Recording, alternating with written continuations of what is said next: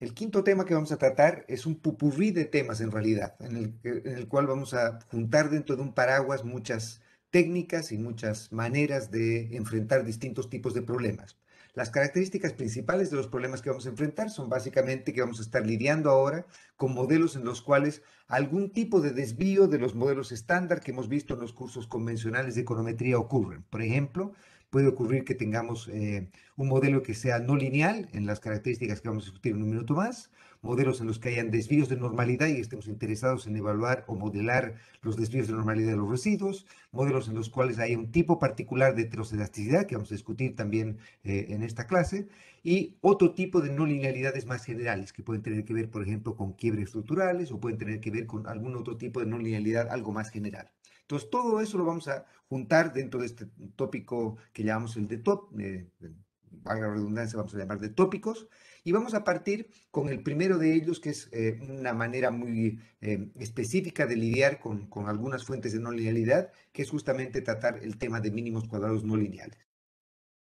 ¿Cuál es la idea básica entonces acá?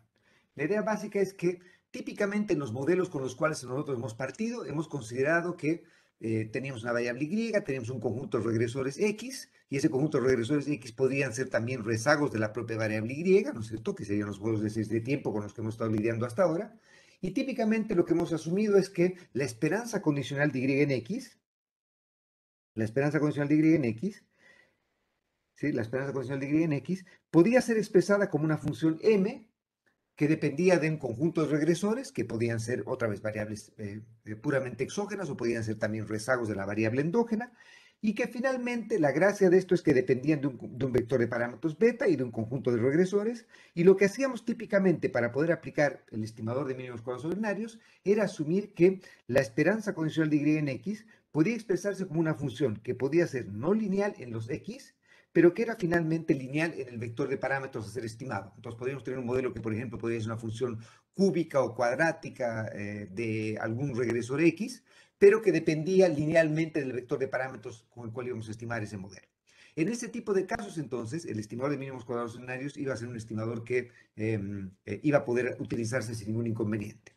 Sin embargo, muchas veces lo que ocurre es que la teoría económica u otro tipo de consideraciones nos llevan a ver que los modelos que debíamos evaluar son modelos que son en realidad que no pueden expresarse del modo en que sean expresables como lineales en el vector de parámetros, sino que son no lineales en el vector de parámetros. Y acá he presentado algunos ejemplos de casos en los cuales eso puede ocurrir. Entonces, por ejemplo, en el segundo caso tenemos que, pese a que la esperanza condicional de y en x es lineal en beta 1, es lineal en beta 2, obviamente no es lineal en beta sub 3. Y por lo tanto, al no ser lineal en beta sub 3, no hay ninguna manera mediante la cual nosotros podamos expresar la esperanza condicional de y en x como una función que sea lineal en el vector de parámetros.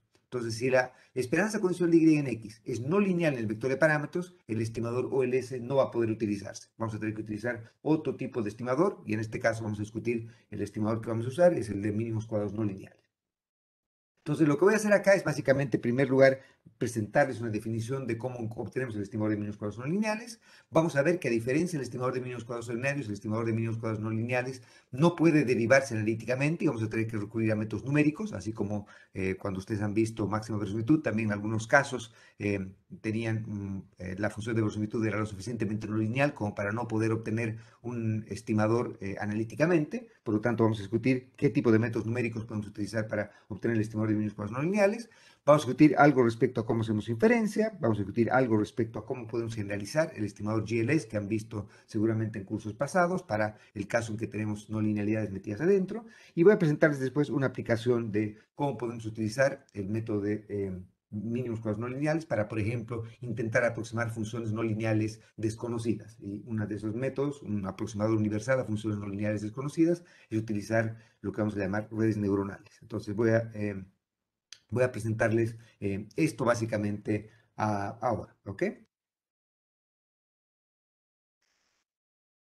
Bien, entonces el estimador de mínimos cuadrados no lineales se va a definir como aquel que resulta de un proceso de minimización exactamente igual a la de mínimos cuadrados ordinarios, y la función objetivo que queremos minimizar es la misma que mínimos cuadrados ordinarios, o al menos aparentemente es la misma. Queremos minimizar la suma de cuadrados de los residuos de una función. Lo que ocurre ahora es que la suma de cuadrados de los residuos depende de, obviamente, es y menos la esperanza condicional, transpuesta y menos la esperanza condicional, o la suma de cuadrados de las desviaciones de y respecto a su esperanza condicional. Lo que ocurre ahora es que, a diferencia del estimador de mínimos cuadrados ordinarios, la esperanza condicional de y en x no puede expresarse como una función lineal en beta. Como no es expresable como una función lineal de beta, en mínimos cuadrados ordinarios lo que ocurría es que esta función de acá, en la minimización de suma cuadrada de residuos, dado que m era lineal en beta, entonces esta función s era cuadrática en beta. Al ser cuadrática en beta, la condición de primer orden me entregaba una función que era lineal en beta y por lo tanto resolvíamos un sistema lineal de ecuaciones y con eso obteníamos el estimador de mínimos cuadrados ordinarios. Lo que ocurre lamentablemente ahora es que, dado que m es no lineal en beta, s no va a ser cuadrática en beta. Al no ser cuadrática en beta, no va a ser en general posible obtener un estimador analíticamente. No vamos a poder resolver con lápiz y papel, entre comillas, cuál sería el estimador de mínimos cuadrados no lineales acá. La idea básica entonces es intentar minimizar esta suma de cuadrados residuos. Para minimizar esta suma de cuadrados residuos, obviamente debemos derivar esta función respecto a beta si es que esta función m es continua y diferenciable en beta, ¿no es cierto? Si es continua y diferenciable en beta, vamos a poder obtener la condición de primer orden. Para obtener la condición de primer orden, entonces, vamos a necesitar derivar esta función m respecto a beta. Y entonces, para derivar esta función m respecto a beta, vamos a definir lo que llamamos el jacobiano. El jacobiano es simplemente el transpuesto del gradiente, ¿ya? Y el jacobiano entonces es una matriz que es de dimensión t por k. T, recuerden que era el número de observaciones que tenemos, digamos tenemos 50 datos, y k era la dimensión de beta. Entonces tenemos, por ejemplo, tres parámetros a estimar. Tenemos un beta 1, un beta 2, un beta 3. Entonces vamos a tener que esta matriz Z, el jacobiano, va a ser una matriz de dimensión, en este caso, 50 por 3, donde en cada uno de los elementos de la fila de esta matriz Z, en la fila 1, por ejemplo, vamos a tener la derivada de m respecto a beta 1 en el primer componente, evaluada en el primer dato. Entonces, en la primera observación, digamos, en el año 1970. Entonces, ahí derivamos la función m, digamos que era una función como cualquiera de estas, ¿no es cierto? La derivamos respecto al primer parámetro, en este caso va a ser trivial porque sería simplemente una constante. Después, el segundo coeficiente, el segundo valor, pero el segundo componente de acá, el componente en que tenemos fila 1, columna 2, sería la derivada de m respecto a beta 2, en este caso sería simplemente x elevado a la beta sub 3, pero evaluado en el primer dato, en el x1. Y después, en el último componente, en este caso, sería la derivada de m respecto a beta sub 3, evaluada otra vez también en el primer dato. Y así lo hacemos en la segunda fila, la derivada respecto al primer parámetro, segundo parámetro, tercer parámetro, etcétera, pero evaluada en el segundo dato, tercer dato, cuarto dato, etcétera, hasta que acabemos con una matriz T por K, donde están todas las derivadas de cada una de las, respecto a cada uno de los vectores de parámetros, evaluada en cada punto de la muestra. ¿Ok? Entonces uno podría decir, bueno, si queremos encontrar el estimador de beta que minimice esta suma con los residuos, bueno, lo que podríamos hacer es simplemente derivar esta función s respecto a beta, y al derivar esta función s respecto a beta vamos a obtener esta condición que tenemos acá.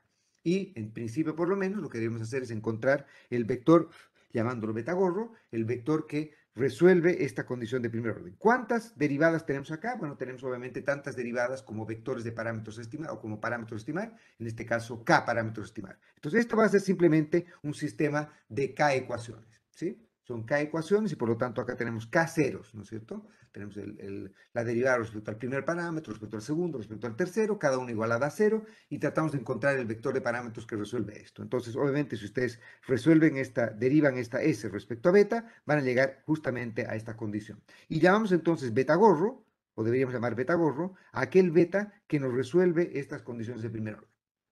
Hay tres cosas importantes que notar respecto a esta primera ecuación. La primera de ellas es como la más trivial de todas, ¿no es cierto? Es que si es que, por ejemplo, la esperanza condicional de y en x fuese lineal en beta, es decir, que la función m fuese simplemente x beta, eso querría decir entonces que la matriz de jacobianos sería simplemente igual a x, ¿no es cierto? Porque sería la derivada de esto respecto a beta va a ser simplemente x. Y por lo tanto, entonces, si ustedes ven qué es lo que ha ocurrido acá, evalúan esta condición de primer orden y sustituyen en lugar de z, x, y en lugar de m, x beta, lo que van a encontrar es que estas serían exactamente iguales a las condiciones normales del estimador de mínimos cuadrados ordinarios. Y por lo tanto, entonces, lo que acabamos concluyendo es que obviamente el estimador de mínimos cuadrados ordinarios es simplemente un caso particular del estimador de mínimos cuadrados no lineales, cuando tenemos que la esperanza condicional de y en x es una función que es expresable como lineal en el vector de parámetros. Entonces, OLS es simplemente un caso particular de non-linear least squares. ¿Ok?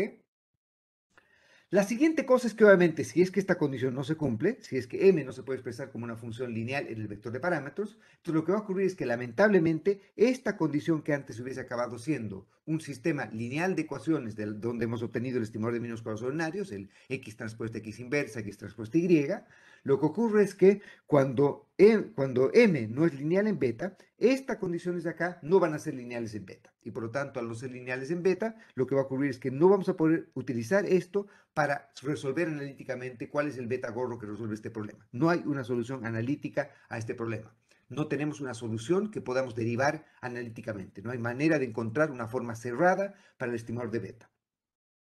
Y por lo tanto, entonces, no vamos a poder utilizar métodos analíticos para hacer eso y vamos a tener que utilizar aproximaciones numéricas para encontrar el estimador de mínimos cuadrados no lineales.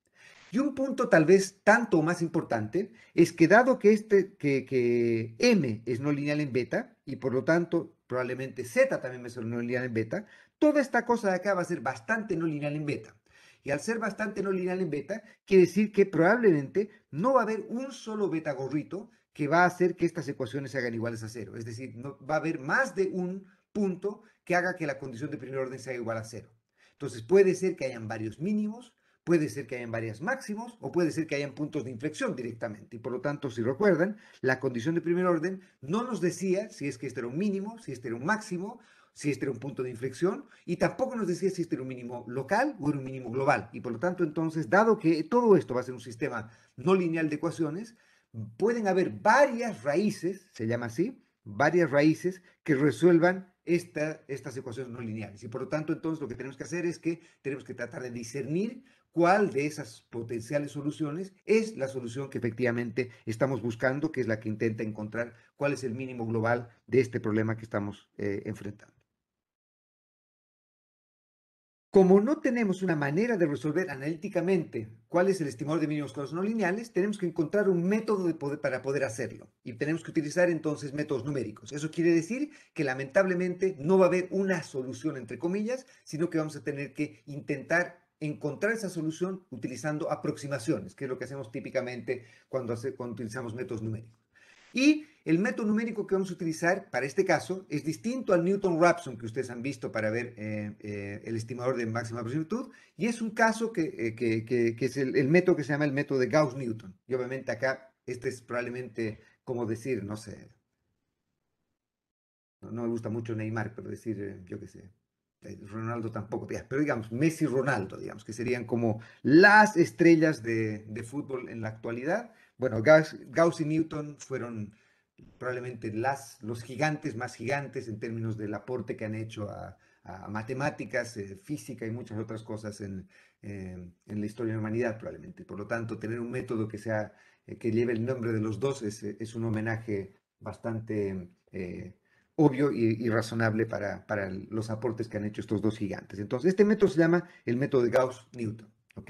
Y este método lo que intenta hacer es básicamente lo siguiente. Este método es bastante viejo, porque Gauss y Newton fueron bastante viejitos, bueno, bastante viejitos del siglo XIX. Lo que intenta hacer este método es básicamente lo siguiente, es decirnos, veamos básicamente cuál es la fuente de problema que tenemos para no poder resolver esto analíticamente.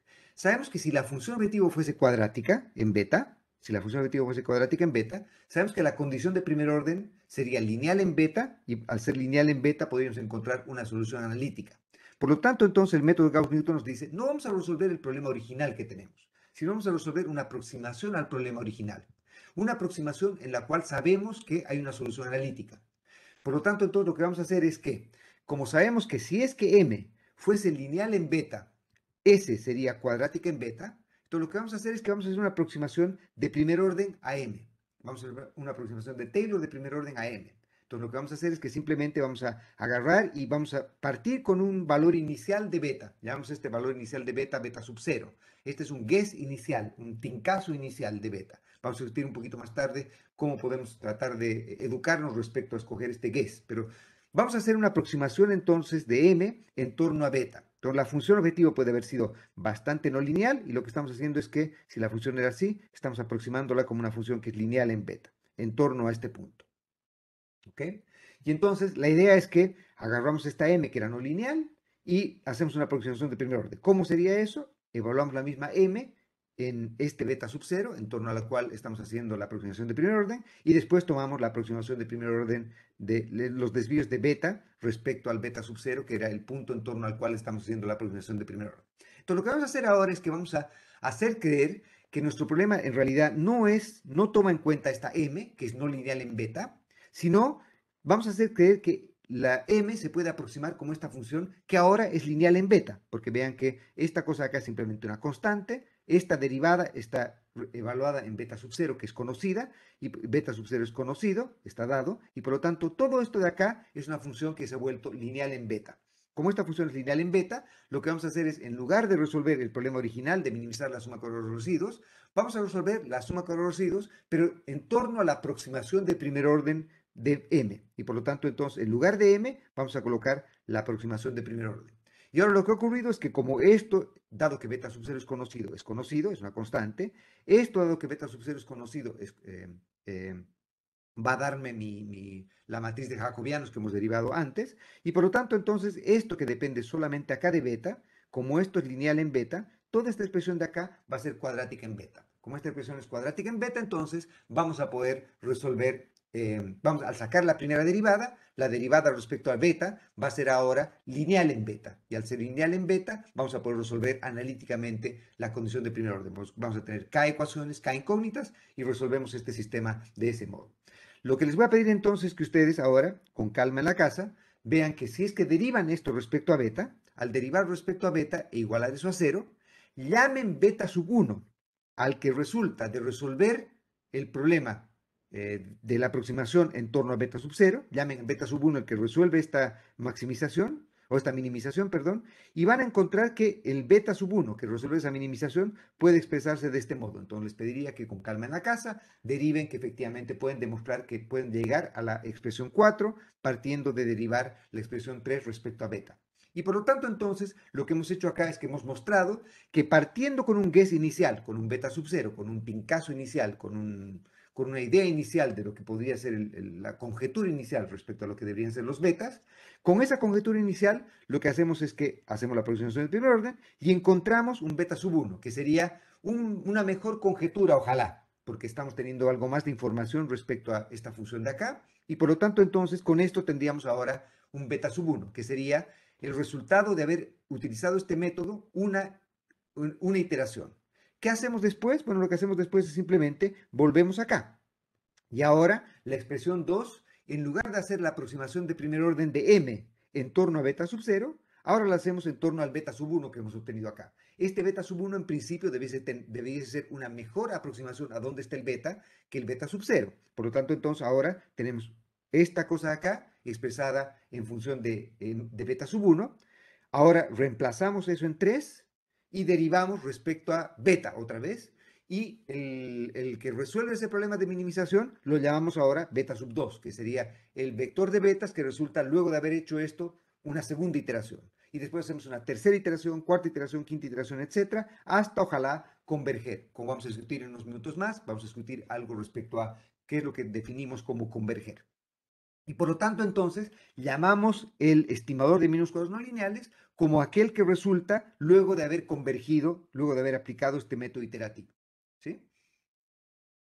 Una vez que tenemos el estimador, que resulta luego de haber aplicado el algoritmo de Gauss-Newton, entonces obviamente podemos obtener, por ejemplo, el estimador de la varianza de los residuos, que sería simplemente el promedio de la suma de cuadrados de los residuos, ¿no es cierto? Si queremos obtener el estimador gorrito, el estimador olita sería con t menos k, pero una cosa que vamos a discutir cuando veamos estimadores extremos es que del minuto en el que tenemos no linealidades, toda la cuestión de sesgo, sesgamiento y demás cosas es un concepto inútil y por lo tanto el concepto realmente importante va a ser el concepto de consistencia y por lo tanto probablemente sea preferible simplemente quedarse con el estimador gorrito porque como vamos a ver también o han visto seguramente el estimador gorro también resulta de cuando imponemos el supuesto normalidad en los errores que sería el estimador de máxima verosimilitud bajo normalidad de los errores o de cuasi máxima verosimilitud si es que imponemos el supuesto de normalidad, aunque normalidad no ocurre. Bien, una gracia que tiene este método de Gauss-Newton es que como voy a demostrar ahora, el algoritmo de Gauss-Newton puede verse también como un caso particular de mínimos cuadrados ordinarios bajo un esquema de una parametrización alternativa. La idea básica es la siguiente. Si recuerdan lo que hemos hecho entonces es que hemos hecho una aproximación de primer orden de m en torno a beta sub 0. Entonces lo que voy a hacer acá es simplemente reordenar lo que había hecho antes, ¿no es cierto?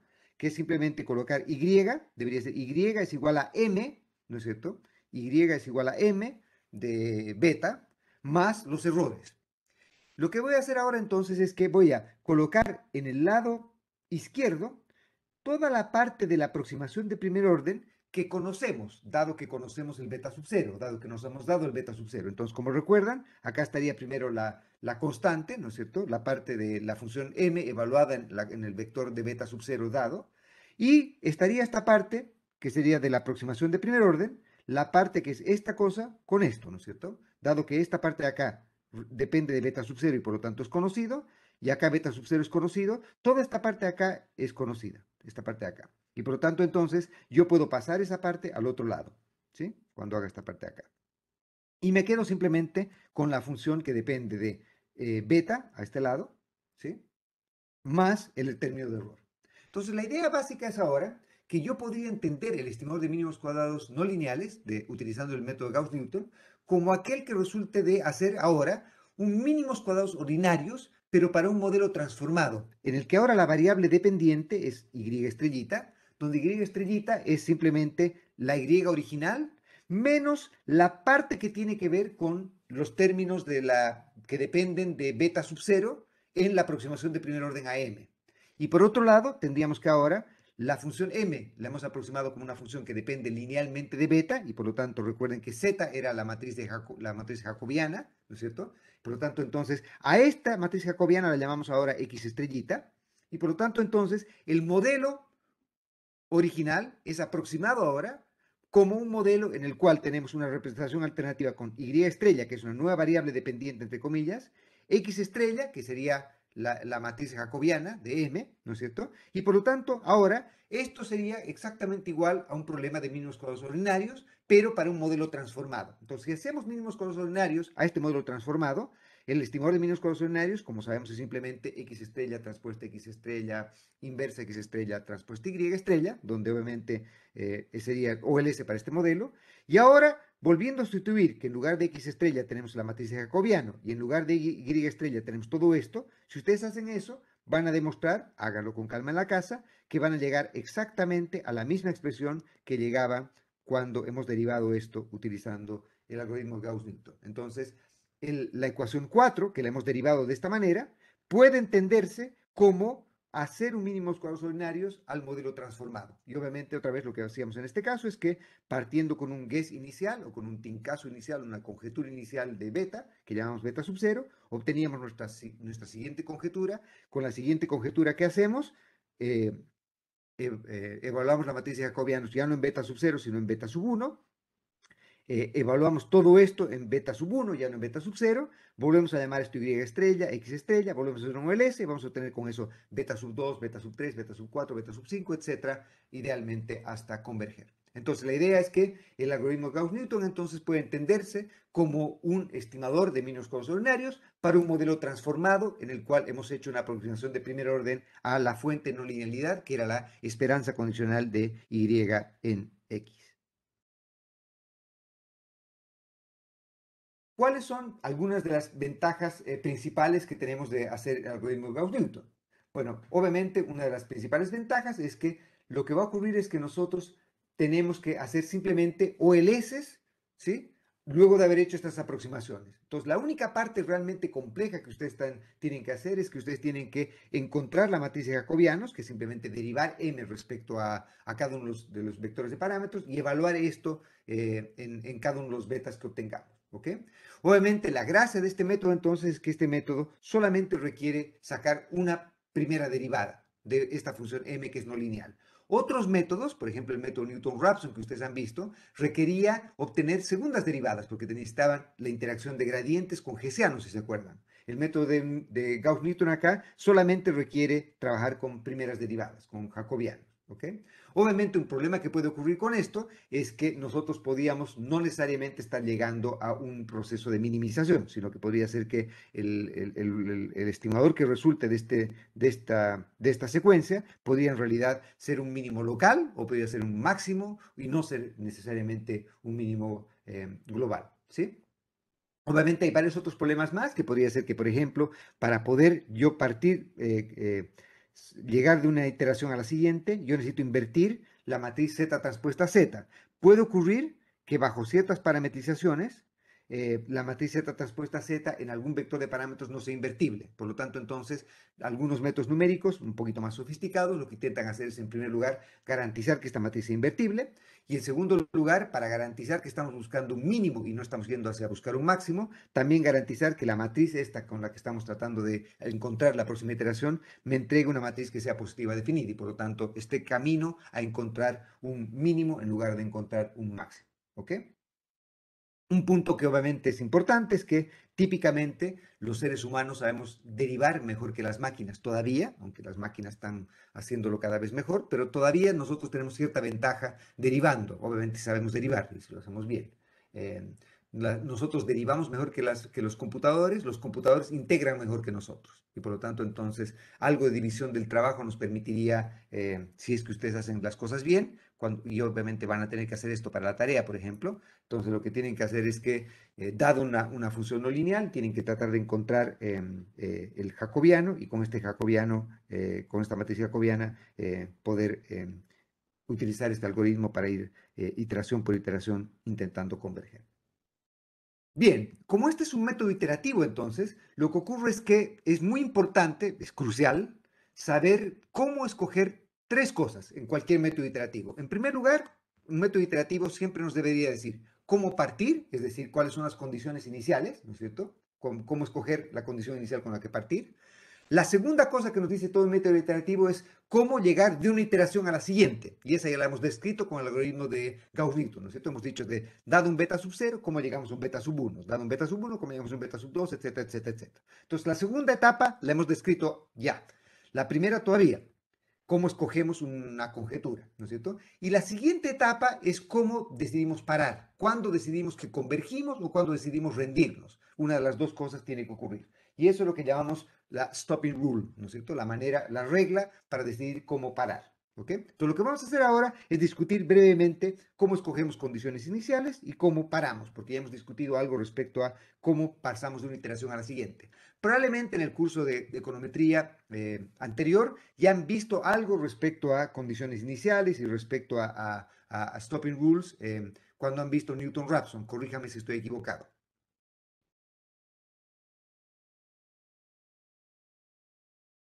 Por lo tanto, entonces vamos a ser bastante rápidos y ejecutivos en esto. ¿Ok? Un punto importante para este tipo de cosas es que obviamente cómo escoger condiciones iniciales es importante. ¿Por qué? Porque obviamente si escogemos una condición inicial razonablemente cerca de donde está la solución, vamos a converger relativamente más rápido.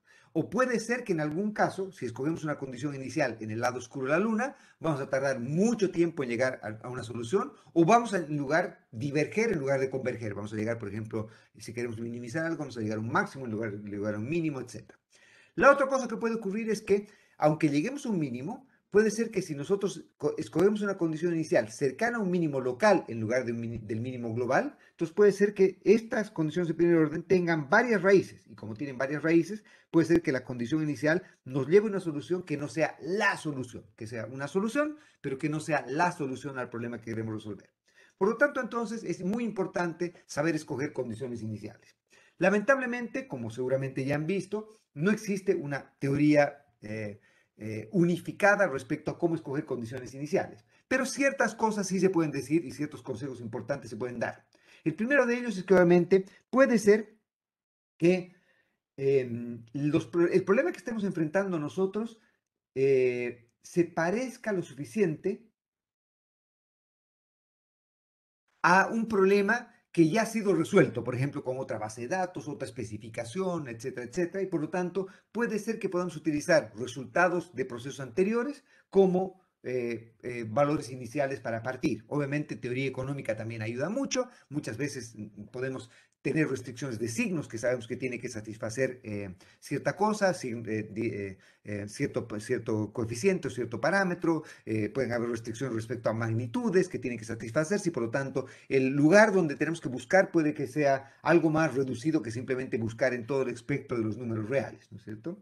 La otra cosa que puede ocurrir también es que muchas veces no vamos a tener mucha idea, vamos a ser los primeros en haber enfrentado este problema, los primeros en haber hecho esta especificación y por lo tanto puede ser que no tengamos mucha idea, la teoría sea relativamente vaga respecto a dónde está una buena conjetura del vector de parámetros, etc. Y por lo tanto entonces muchas veces lo que vamos a tener que hacer es partir con varios guesses. Entonces partimos con un guess de beta, vemos hacia dónde convergimos, después partimos con otro guess en un lugar distinto y ver si convergemos al mismo lugar o si convergemos en un lugar distinto, comparar los distintos valores que obtenemos. Algunas veces, cuando tenemos la dimensión de beta relativamente reducida, podríamos utilizar un método gráfico. Y en otros casos vamos a discutir un método que se llama concentración. Y el método de concentración es que muchas veces la función m es no lineal, pero solo en número reducido de parámetros. Por lo tanto, como hay cosas que son bastante lineales, vamos a poder concentrar nuestra búsqueda de no linealidades en solamente la parte no lineal, que es bastante más reducida y va a ser relativamente más fácil de hacer. ¿Ok? Por lo tanto, entonces, no hay la mejor guía que podemos tener es, en primer lugar, ojalá teoría económica, ojalá resultados anteriores, y si no, vamos a tener que hacer una experimentación con varios valores. Otra vez, en el curso electivo tengo varias otras sugerencias que podemos dar respecto a métodos de optimización global, se llama. Pero esta es una de las cosas que podríamos hacer. Y como decía también, cuando tenemos el problema de múltiples raíces, entonces tenemos que partir con varios lugares, eh, evaluar si es que la solución a la que estamos llegando es efectivamente un mínimo y si este mínimo es el mejor mínimo que podemos obtener bajo las condiciones con las que estamos haciendo la evaluación. ¿Ok? Y esto otra vez es porque, por ejemplo, si es que nosotros tuviésemos una función de objetivo como esta, ¿ya? Entonces lo que sabemos es, acá estaría la solución correcta, entre comillas. Pero lo que va a ocurrir es que como, si por ejemplo partimos en un área por acá, lo que va a ocurrir es que, recuerden que lo que hace el problema es que si esta es la función objetivo, ¿no es cierto? Lo que hace el algoritmo Gauss-Newton es que nos vuelve cuadrática esta función y por lo tanto lo que va a hacer es una aproximación de este tipo. Al hacer una aproximación de este tipo, lo que va a ocurrir es que vamos a empezar a converger y vamos a llegar a un mínimo, pero este mínimo no es un mínimo global. Y por lo tanto, entonces, a pesar de que convergemos un mínimo, ese mínimo no es un mínimo global. Entonces, en este caso, obviamente, lo que nos interesaría es tratar de partir de varios lugares y tratar de ver, dependiendo de si partimos acá, a dónde convergemos. Si partimos acá, a dónde convergemos. Si partimos acá, a dónde convergemos. Y así tratar de ver, comparar los mínimos a los que llegamos con cada condición inicial y ver cuál de estas debería ser nuestro mejor candidato a ser un mínimo. ¿Ok? Otro punto que es importante también es asegurarse que ese punto al que llegamos, porque puede ser que, por ejemplo, si partimos en un punto por acá, la función objetivo nos va a llevar a un máximo en lugar de llamarnos un mínimo. Entonces, obviamente, descartar los valores que son máximos, y eso es relativamente fácil porque vemos la condición de segundo orden. Si la condición de segundo orden evaluada en ese parámetro nos entrega que la matriz es negativa definida, entonces es un máximo, por lo tanto, descartamos esa solución. Si es un mínimo, nos quedamos con esa solución y comparamos distintos mínimo si es que llegamos a varias soluciones para ver cuál de ellas nos parecería ser la mejor de las soluciones posibles. Un punto importante es el de definir cómo paramos, cuál sería nuestra regla de parar, cómo paramos. Y para definir cómo paramos, entonces, tenemos que hacer dos cosas. Una de esas cosas es, primero, parar porque creemos que hemos llegado, que estamos lo suficientemente cerca a una solución y por lo tanto consideramos que ese es nuestro candidato a la solución. Y otra cosa por la cual podemos parar es porque hemos estado iterando mucho tiempo en una zona en la cual nos es imposible converger a una solución. Y por lo tanto, entonces, en ese caso, lo que hacemos es simplemente parar, rendirnos y decir, esta no es una zona que parecería ser muy razonable para buscar un mínimo. Y por lo tanto, entonces, buscamos en otra parte. ¿Cómo entonces definimos cómo parar? Una manera en la que tenemos que definir cómo parar es definir lo que vamos a llamar el criterio de tolerancia. El criterio de tolerancia es la distancia entre la iteración j y la iteración j-1 y definir que si la distancia entre la iteración j y la iteración j-1 es lo suficientemente cercana, entonces vamos a quedarnos con la iteración j como la solución. Entonces, por ejemplo, estamos en la iteración 25 y en la iteración 26, la siguiente iteración, los cambios en el valor de beta que obtenemos en la iteración 26 respecto a la iteración 25 son lo suficientemente chicos, entonces decimos en realidad ya hemos convergido a la solución y definimos a nuestra solución como esa. Entonces lo que tenemos que hacer es definir cómo evaluamos la distancia entre la iteración j y la iteración j-1 y definir alguna distancia entre la iteración j y la j-1 y definir si esta distancia es menor que un criterio que definimos como criterio de tolerancia, entonces paramos y decidimos que esa es nuestra solución. Y entonces, en este caso, por ejemplo, podríamos decir, evaluar componente a componente, es decir, cada uno de los betas, si tenemos yo qué sé, hay k valores de beta, entonces vemos si el beta 1 de la iteración 8 y el beta 1 de la iteración 9 se parecen hasta, por ejemplo, el quinto decimal. ¿Sí? Si la distancia en el quinto decimal es la misma. Entonces, esto sería el criterio de tolerancia de 1 por e a la menos 5, ¿no es cierto? Es decir, que hasta que no hayan discrepancias en el quinto decimal, yo voy a seguir iterando. Cuando las discrepancias se vuelven del quinto decimal o más chicas, entonces yo asumo que ahí está la solución y me paro. Entonces, tengo que definir primero la distancia, cómo comparo la distancia, y segundo, el criterio de tolerancia. Y es importante escoger un criterio de tolerancia que sea lo suficientemente chico, como para que no pare prematuramente en un lugar que no sea en realidad una buena solución, pero no puede ser tampoco demasiado grande. ¿Por qué? Porque, perdón, demasiado chico. ¿Sí? Entonces, por ejemplo, si queremos decir, sigue iterando hasta que se parezca la iteración j, la iteración j-1, el decimal 47, por ejemplo, o sea, que la tolerancia sea 1 por e a la menos 47. Entonces, obviamente, en ese caso, es importante asegurarse que nuestro computador efectivamente es capaz de representar ese número, porque probablemente conocen esto o no, no sé, pero el computador en realidad no conoce el cero, ¿no es cierto? El computador lo que hace es que conoce lo que se llama el machine epsilon, el epsilon de la máquina se llama el machine epsilon. Y el machine epsilon es el mínimo número representable por la máquina, el número más chico que la máquina puede representar como distinto a cero. Entonces, por ejemplo, dependiendo de la calidad de su procesador y de cuántos bits tenga la memoria de su procesador, entonces ustedes van a poder, su máquina va a poder representar, por ejemplo, un número, yo qué sé, 1 por e a la menos 20, por decir algo. Pero si su máquina no puede representar un número hasta el decimal 21, entonces para esa máquina, un número que debería ser un 1 por e a la menos 21, para su máquina va a ser como si fuese 0. Y eso es lo que la máquina llama el machine epsilon. Y por lo tanto, cuando ustedes tratan de representar un número que la máquina ya no puede representar, la máquina, sabiendo que no es 0, la máquina va a decir, me rindo. Para mí ese número es 0. Y entonces típicamente el mensaje que va a salir es underflow. Underflow quiere decir, usted está tratando de representar un número que yo no puedo representar o yo no puedo distinguir. Y para mí ese número es como si fuese 0.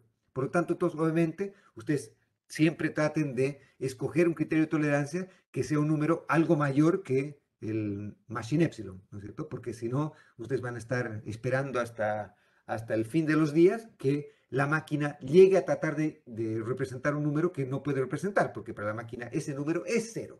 Por lo tanto, va a tratar de ir hasta la mínima distancia que puede representar la máquina ahí y llega al underflow. ¿Ok? Entonces, ese es un punto importante. Segundo punto importante es que muchas veces nos interesaría definir un criterio de tolerancia que no sea la distancia, digamos, euclidiana o en norma de supremo, como son minutos más, sino que sea una distancia en porcentaje. ¿Por qué puede ser así esto importante? Porque puede ser que, por ejemplo, uno de los parámetros tenga una escala muy distinta que otro. Por ejemplo, un parámetro tenga un número, yo qué sé, el beta sub 3, tenga un número que sea 457 millones, digamos, y el beta sub 4 sea un número de 0.025. Entonces, por lo tanto, tratar de que la distancia entre un número que es un beta, un coeficiente que es muy grande, y un coeficiente que es muy chico, la distancia entre estas dos va a privilegiarme solamente asegurarme la distancia del coeficiente más chico. No sé si me están siguiendo. Por lo tanto, entonces lo que nos gustaría es tal vez tratar de escoger que evalúe la discrepancia entre iteración J y la iteración J-1, pero tomando en cuenta el cambio porcentual entre las iteraciones. ¿Sí? ¿Cuánto por ciento en cada uno de los coeficientes ha ido cambiando esto? Entonces, que la distancia porcentual haya cambiado muy chico, entonces ahí decidimos parar. ¿Sí? Un punto importante obviamente es que si es que el beta en alguna iteración es lo suficientemente cercana a cero, esto va a llegar a indeterminarse. Y otra vez ahí vamos a llegar ahora al otro extremo, que es lo que se llama el machine infinity, que sería el máximo número representable por la máquina. Si su máquina tiene un procesador en el cual puede representar hasta el 1 por e elevado a la 32, por decir algo, entonces cualquier número mayor que ese para la máquina es como si fuese infinito, porque no puede representar ese número. Y por lo tanto, entonces, en ese caso va a aparecer un mensaje que va a decir overflow. Overflow quiere decir que el número que usted está queriendo representar es para la máquina como si fuese infinito. Y por lo tanto, por ejemplo, en este caso, si es que estamos utilizando algún beta que está lo suficientemente cerca de cero, tal que esta división debiese aproximarse hacia infinito o un número muy grande. Si ese número muy grande es más grande que el machine infinity, entonces la máquina va a decir overflow. Por lo tanto, entonces hay que tener cuidado. Idealmente lo mejor es tratar de evaluar convergencia relativa, pero hay que tener cuidado si es que alguno de los coeficientes empieza a acercar lo suficiente a cero, entonces tal vez para ese tipo de coeficientes tengamos que saltar hacia evaluar convergencia absoluta en lugar de convergencia relativa. ¿Ok? Bien. ¿Cómo escogemos la distancia entonces? La distancia la podemos definir típicamente de dos maneras. Una sería la distancia euclidiana, ¿no es cierto? La distancia en norma L2, que sería simplemente agarrar cada uno de los coeficientes en la iteración J, menos ese mismo coeficiente en la iteración J-1 y agarrar la suma de cuadrados de las desviaciones en cada iteración, ¿no es cierto? Esta sería la norma euclidiana. Otra norma que es probablemente un poquito mejor, que es un poco más estable y un poco más precisa, es la subnorm, se llama, la norma del supremo.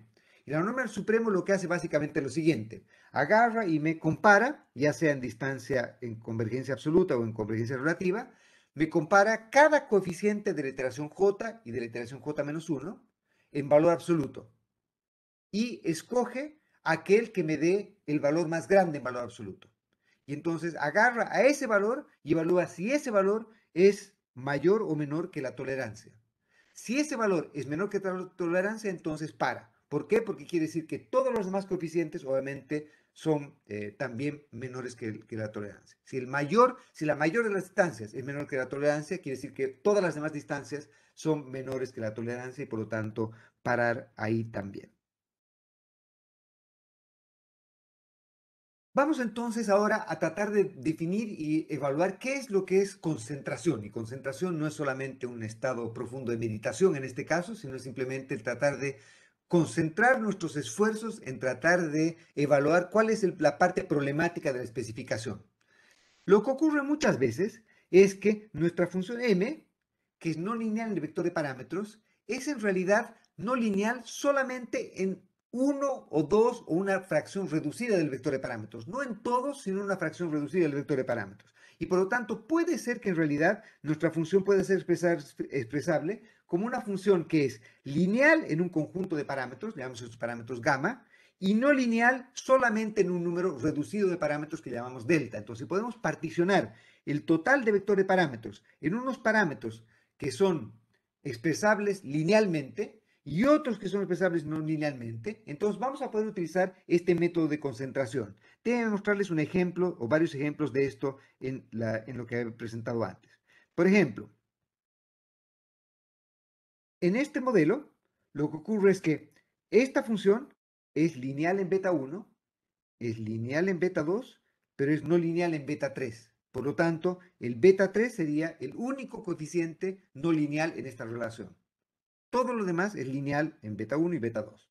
En este otro modelo lo mismo. Esto es lineal en beta 1, es lineal en beta 2 y es no lineal en beta 3. Por lo tanto, vamos a poder utilizar el método de concentración para poder encontrar de manera más simple que a tener que hacer Gauss-Newton en todo el modelo, vamos a poder concentrar la parte no linealidad en la única parte que nos importa, en este caso que es beta 3. Lo mismo ocurre acá, en este otro ejemplo, es lineal en beta 1, es lineal en beta 2 y es no lineal en beta 3. Por lo tanto, entonces, otra vez podríamos hacer esto de este modo. Acá también es lineal en beta 1, es lineal en beta 2, es lineal en beta 3, en beta 4 y es no lineal en beta 3, pero este último problema es un problema distinto, porque en este problema, esta función, que es una función indicador, esta función indicador hace que esta función no sea diferenciable en beta 3 y por lo tanto al no ser diferenciable en beta 3 vamos a tener que utilizar otro tipo de métodos que puede ser el método de concentración claramente, pero no podríamos por ejemplo acá utilizar Gauss-Newton. Entonces por ejemplo en este ejemplo no podemos utilizar Gauss-Newton, pero sí vamos a poder utilizar el método de concentración que discuto ahora. ¿Cuál es la idea entonces? Como les decía, la idea es que si es que nuestro beta lo podemos separar entre una parte de coeficientes que son expresables como funciones lineales y otra parte que es la función no lineal, entonces nuestro método va a poder hacer lo siguiente, va a poder hacer que se puede demostrar que la minimización de la suma con los residuos respecto a beta, donde beta toma en cuenta tanto a gamma como delta, que era la parte expresable linealmente, la parte expresable no linealmente, entonces el método puede expresarse como un método de minimización secuencial, donde hacemos una minimización de otra minimización. Entonces, la idea básica es que si es que nosotros conociésemos gamma, o perdón, conociésemos delta, si conociésemos delta, si supiésemos cuál es el valor de delta, dado que conocemos el valor de delta, toda esta parte de acá ya se ha vuelto una constante nomás, porque delta es conocida. Entonces, si supiésemos delta, esta expresión es una constante y por lo tanto esta función m se ha vuelto lineal en gamma. Entonces, dado delta, la función m es lineal en gamma. Por lo tanto, entonces, si es que nosotros nos damos un valor de delta, la minimización de suma de residuos respecto a gamma es simplemente una minimización de suma de residuos ordinaria y por lo tanto podemos hacer un OLS. Dado delta, podemos hacer un OLS para obtener gamma. ¿Me siguen? Por lo tanto, entonces, yo podría darme un valor de delta y con ese valor de delta obtener el estimador de gamma condicional al valor de delta que me di. Y con eso obtendría un estimador para gamma. ¿Sí? Luego me doy otro valor de delta y con ese otro valor de delta obtengo otro estimador de gamma que sería el estimador OLS porque la minimización de gamma condicional a que conocemos delta es simplemente el estimador de mínimos cuadrados ordinarios. Y por lo tanto entonces yo podría hacer como una grilla de dándome muchos valores de delta, como hacer OLS trivial, yo hago muchos OLS para cada posible valor de gamma y defino el estimador de mínimos cuadrados no lineales como aquel estimador de delta y de gamma que me minimizan la suma de los residuos globales. Y por lo tanto, yo para cada valor de delta obtengo un estimador de gamma y evalúo esta función objetivo. Me doy otro valor de delta, obtengo un estimador de gamma y evalúo esta función objetivo. Y así sucesivamente hasta obtener muchos valores de delta, ojalá barriendo los valores de delta admisibles, y con eso trivialmente obtener el estimador de OLS y con eso obtener un estimador de mínimos cuadrados no lineales. Obviamente esto podría hacerse haciendo una grilla, que podría ser una grilla no muy refinada en delta, con eso obtener un candidato a estimador de delta y de gamma, y ahora alimentar el estimador de mínimos cuadrados no lineales utilizando como guess inicial los valores que resultan de esta concentración. ¿Me siguen? Por lo tanto, entonces, yo podría utilizar este método para poder combinar mínimos cuadrados ordinarios con mínimos cuadrados no lineales y como broche de oro, finalmente utilizar esto como condición inicial para el algoritmo de Gauss-Newton. Y ahí, obviamente, ya no necesito hacer un algoritmo de grilla, sino que Gauss-Newton, si la función es lo suficientemente suave y diferenciable, va a llegar al mínimo, al mejor mínimo dentro de esa zona en la que estamos buscando. ¿Cómo podemos hacer inferencia? Entonces, si es que quisiésemos hacer inferencia cuando tenemos restricciones no lineales respecto al vector de parámetros, entonces un punto que es importante de tomar en cuenta es que recuerden que el algoritmo de Gauss-Newton nos decía que el estimador de mínimos cuadrados no lineales podía ser aproximado como un estimador OLS de un modelo transformado, en el que recuerden que habíamos creado nuestra Y estrellita y nuestra X estrellita. Y nuestra X estrellita era la matriz de jacobianos, ¿no es cierto? Por lo tanto, entonces, ustedes podrán decir, con razón, que si es que el estimador de mínimos cuadrados no lineales puede ser aproximado como un estimador OLS para ese modelo aproximado, entonces la matriz de varianzas y covarianzas debiese también ser la que resulta de la matriz de varianzas y covarianzas del estimador OLS del modelo transformado. Y efectivamente eso es así. Entonces, la matriz de varianzas y covarianzas del estimador de mínimos cuadrados no lineales simplemente puede aproximarse como sigma cuadrado por x transpuesta x inversa, donde el x no es el x normal, sino es el x estrellita. ¿Y qué era el x estrellita? El x estrellita era la matriz de jacobianos, el z. ¿Sí? ¿Evaluada dónde? En el beta gorro al cual nosotros convergimos luego de haber iterado el algoritmo de Gauss-Newton o el de concentración hasta converger, ¿no es cierto? Entonces, una vez que hemos convergido, con eso tendríamos nuestro candidato al estimador de la matriz de varianzas y covarianzas. Y obviamente nos faltaría el estimador de sigma cuadrado, y el estimador de sigma cuadrado ya hemos dicho que simplemente agarraríamos la suma de los residuos del modelo estimado, lo dividimos por el número de observaciones y con eso tenemos el sigma cuadrado gorro. Y con eso tendríamos entonces un estimador de la matriz de varianzas y covarianzas, y con eso podríamos hacer inferencia utilizando el test de Wald o cualquier otro de esos tests, a construir intervalos de confianza y demás cosas exactamente igual a como lo hacemos para el estimador de mínimos cuadrados ordinarios. Entonces, la buena noticia es que si tenemos restricciones lineales, el estimador de mínimos cuadrados no lineales, una vez que lo hemos obtenido, va a tener una matriz de varianzas y covarianzas que va a ser exactamente igual a la que esperaríamos del modelo transformado con el que hemos partido para obtener el estimador de mínimos cuadrados no lineales. Por lo tanto, hacer test va a ser convencional, exactamente igual a como lo haríamos siempre. Una cosa importante otra vez es que si sabemos que los U son normales, una cosa que vamos a discutir un poquito más tarde también, si los U no son normales, por ejemplo, ¿qué puede ocurrir? Obviamente, si los U son normales, entonces sabemos que la distribución del test T convencional va a ser una T de student, pero si es que no sabemos la distribución de los U's, asintóticamente sabemos que la distribución correcta debe ser una distribución normal y no una distribución T de student. Y con eso podríamos construir nuestros intervalos de confianza, sacar p-values, etc. ¿No es cierto?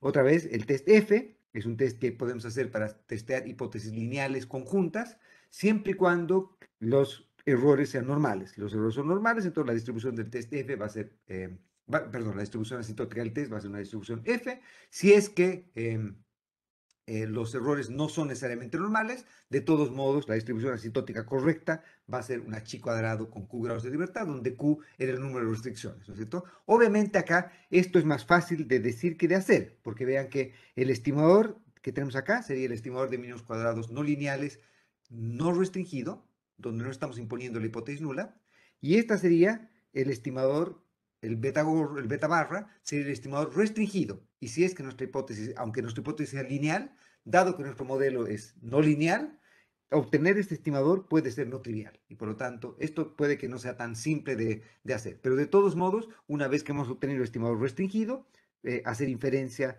es relativamente simple, utilizando la misma teoría asintótica que hemos discutido hasta ahora. Vamos a hacer en el último punto, vamos a discutir algo más de teoría asintótica cuando veamos estimadores extremos y vamos a mostrar que el estimador de mínimos cuadrados no lineales es un estimador extremo y por lo tanto vamos a discutir algunos test asintóticos algo distintos que podemos utilizar también para hacer inferencia, sobre todo cuando queremos hacer test de hipótesis no lineales. ¿Ok? Y por lo tanto, entonces, todas las cosas que ustedes han visto en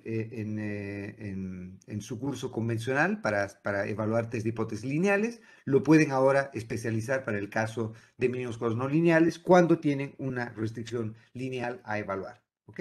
Por lo tanto, entonces, típicamente nosotros debiésemos preferir utilizar este tipo de test cuando las restricciones son lineales. Vamos ahora a lidiar con un problema que es realmente bastante importante y lamentablemente frecuente cuando estamos trabajando con modelos no lineales, que es el problema de identificación. Entonces, y esto va muchas veces comprometer la teoría asintótica con la que nosotros podemos hacer inferencia, por ejemplo. Y vamos a discutir este caso un poquito más tarde cuando veamos, por ejemplo, los modelos de umbral, donde vamos a ver que efectivamente este tipo de problemas se presentan. ¿Qué es lo que ocurre en el problema de identificación, como vamos a definir ahora, para poder hacer inferencia? Muchas veces identificar un subconjunto del vector de parámetros va a ser un poco problemático, un poco difícil de hacer. Supongamos, como estamos discutiendo antes, que teníamos que la esperanza condicional de y en x se puede expresar como una función que es lineal en un vector de parámetros, llamámoslo beta 1, y es no lineal en una parte, en una parte que llamemos gamma, ¿ya? Por lo tanto, esto es exactamente igual a lo que hemos visto antes. Lo que hemos visto antes es el caso, por ejemplo, que teníamos antes, estos ejemplos que les había dado antes de acá. Entonces, ¿qué ocurre acá? En este ejemplo en particular, por ejemplo, tenemos que es lineal en beta 1, esto es lineal en beta 2 y es no lineal en beta 3. Entonces, beta 3 sería la parte no lineal. Supongan que yo quisiera testear la hipótesis nula que beta 2 es 0 en este ejemplo. Yo quiero testear esta hipótesis nula, que beta 2 es 0. Si yo testeo que beta 2 es 0, es lo mismo que testear que, por ejemplo, que esto no depende de x, pero a su vez es una parte también para testear que el efecto no lineal de este problema desaparece. Esto es lo mismo que testear acá que beta 2 es 0 y lo mismo que testear acá que beta 2 es 0, ¿no es cierto? Si queremos testear que beta 2 es 0, para testear esta hipótesis nula que beta 2 es 0, vean que hay un pequeño problema acá. Cuando yo quiero testear la hipótesis nula que beta 2 es 0, va a haber un parámetro, en este ejemplo beta 3, en este ejemplo beta 3 también, y en este ejemplo también es beta 3, que no va a estar identificado bajo la hipótesis nula. Es decir, que cuando la hipótesis nula sea cierta, cuando beta 2 sea 0, el valor de beta 3 no está identificado bajo la nula. Beta 3 puede valer cualquier cosa. Y por lo tanto, entonces, que beta 3 sea relevante para poder estimar este modelo va a depender de que beta 2 no sea 0. Si beta 2 es 0, entonces quiere decir que beta 3 no está identificado. Entonces, si yo quisiera testear la hipótesis nula que beta 3 es 0 en ese ejemplo, o que, perdón, que beta 2 es 0 en ese ejemplo, entonces lo que va a ocurrir acá es que cuando yo testeo la hipótesis nula que beta 2 es 0, lo que va a ocurrir es que este delta no va a estar identificado bajo la hipótesis nula. Entonces, cuando ocurre eso, cuando un vector, un subconjunto del vector de parámetros no está identificado bajo la hipótesis nula, la teoría asintótica convencional que nosotros conocemos deja de ser válida.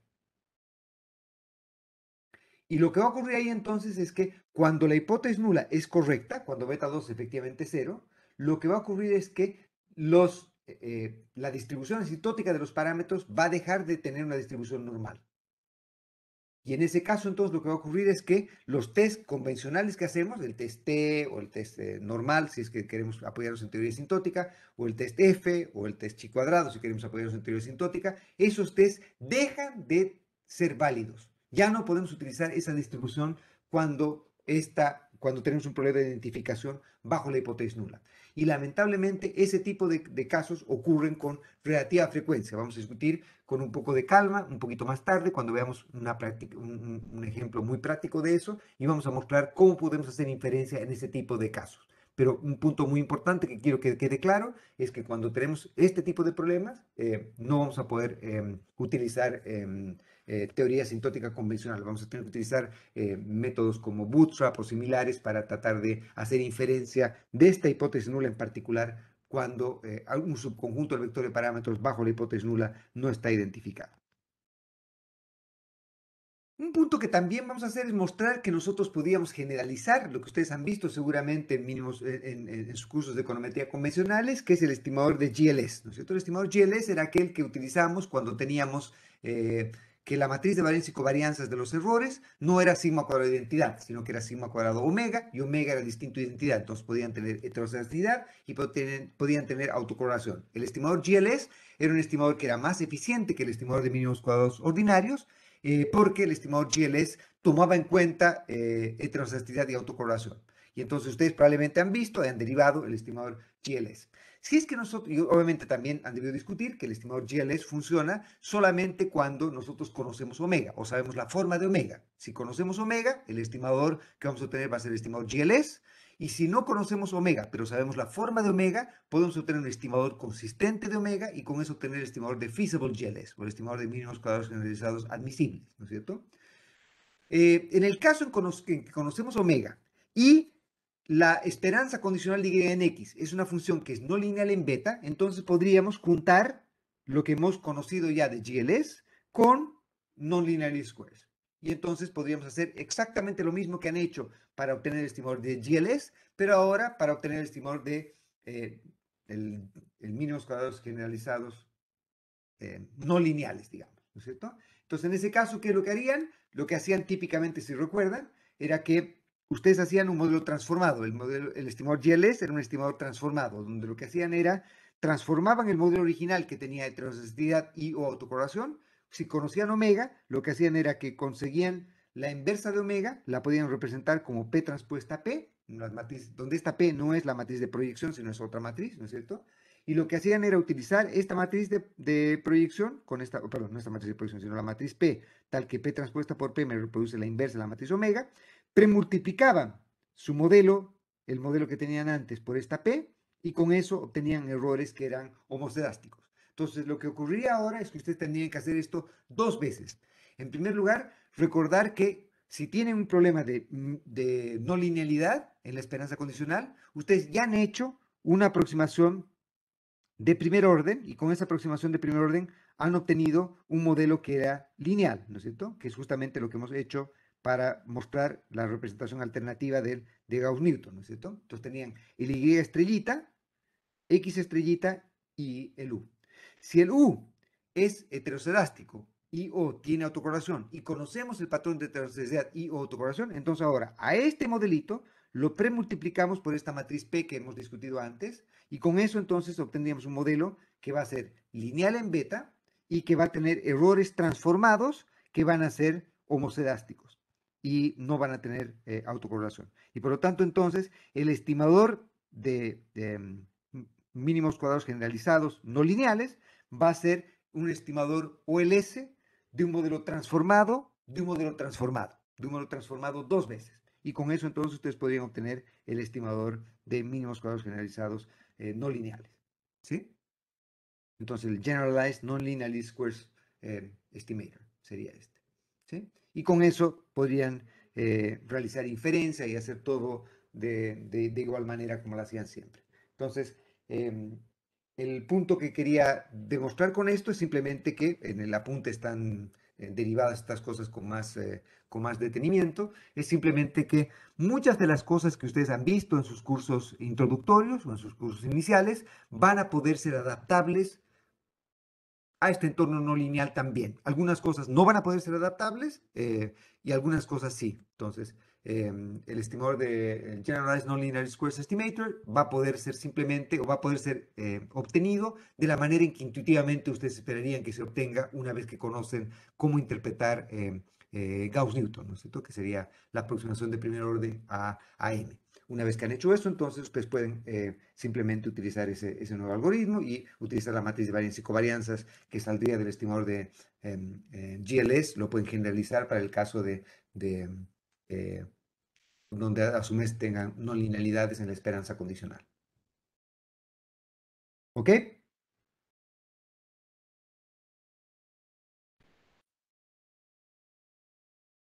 ¿Qué ocurría si es que yo no conozco omega? Bueno, lo típico, si no conozco omega, pero conozco la forma de omega, entonces podría utilizar el non-linear feasible GLS, ¿no es cierto? Que sería simplemente obtener un estimador de omega y reemplazar en lugar del estimador de omega esta aproximación que tengo acá, y con eso poder hacer las cosas como toda la vida, y con eso utilizar la matriz de varianza y covarianza. ¿Qué ocurría si es que yo, por ejemplo, no conozco omega? Y yo sé que potencialmente hay heteroscedastidad y o autocorrelación, entonces yo podría hacer lo mismo que he hecho en el caso del estimador de mínimos cuadrados ordinarios, que simplemente una vez que he obtenido el estimador de mínimos cuadrados no lineales, como yo sé que potencialmente hay heteroscedastidad y o autocorrelación, pero no conozco el patrón de heteroscedastidad y o autocorrelación, yo puedo, por ejemplo, cuando solo hay heteroscedastidad, obtener la matriz de varianza y covarianzas consistente con heteroscedastidad, una variante de la matriz de White, solo que ahora utilizando los jacobianos en lugar de utilizar las X, ¿no es cierto? Que era lo que hacíamos cuando hacíamos la matriz de varianza y covarianzas de White en el caso de OLS. En el caso de Non-Linear Squares utilizamos los jacobianos, la Z, la matriz jacobiana. ¿Y qué ocurría si tenemos potencialmente heteroscedastidad y o autocorrelación? Utilizamos la matriz de varianza y covarianzas consistente con ambas cosas. Por ejemplo, la matriz de varianza y covarianzas de New y West u otra variante de matriz de varianza y covarianzas, y con eso tendríamos un estimador consistente de sigma en este caso, y utilizar eso para poder hacer inferencia. Entonces, en ese caso, nosotros sabemos que potencialmente hay heteroscedastidad y o autocorrelación, no sabemos la forma de heteroscedastidad y o autocorrelación, y preferimos utilizar el estimador de mínimos cuadrados no lineales sin tratar de obtener eficiencia sintótica con el estimador de mínimos cuadrados generalizados admisibles, y utilizar la matriz de varianza y covarianzas consistente con comprar el seguro de que tal vez haya heteroscedastidad y o autocorrelación, y con eso hacer inferencia robusta a estas dos posibles cosas.